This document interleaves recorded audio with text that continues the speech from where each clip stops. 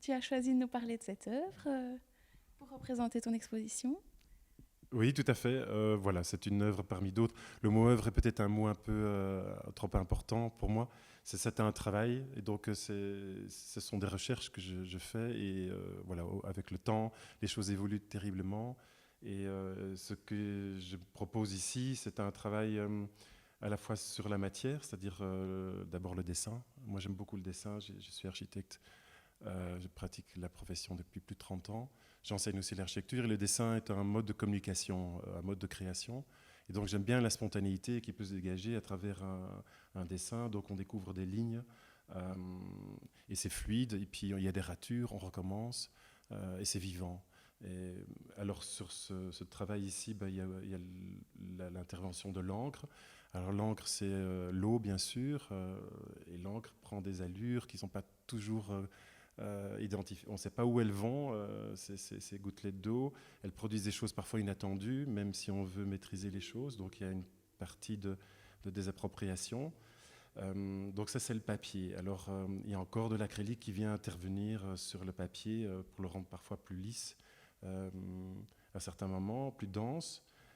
Et puis, ça vient peut-être de ma vie professionnelle. J'aime beaucoup la matière en tant que telle. Le papier est quelque chose de très fragile.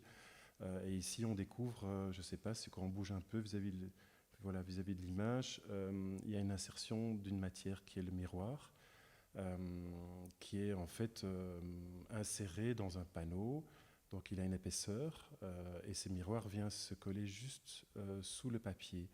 Alors là, il y a une interaction un peu étonnante entre ce que le miroir vient faire dans un travail, dans un dessin.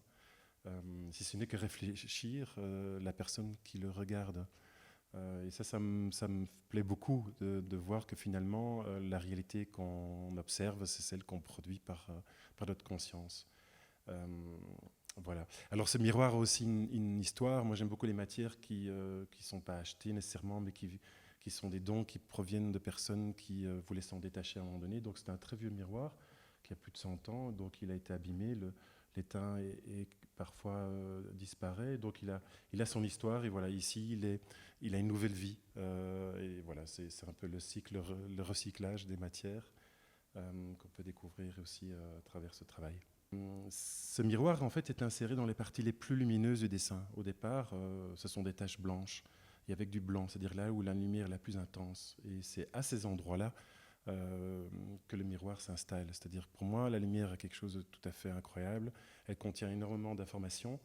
Et donc c'est ces lieux-là que j'ai choisi pour insérer ces miroirs dans lesquels on va pouvoir se voir, ou bien ces miroirs qui vont refléter la pièce dans laquelle on est, le ciel, des feuilles d'arbres, que sais-je. Et je vois aussi que, et on pourra le voir dans l'exposition, tu utilises le miroir dans ce travail-là, mais tu utilises beaucoup d'autres matériaux. Tu aimes beaucoup bricoler, réutiliser des objets, des matériaux et des techniques différentes, non? Oui, oui, tout à fait. Après, le miroir, je l'ai utilisé dans un autre travail. On va peut-être le voir par la suite. C'est un travail qui s'appelle Humanus, qui est fait de matières recyclées, donc de l'acier qui est tout à fait rouillé, des pneus de vélo.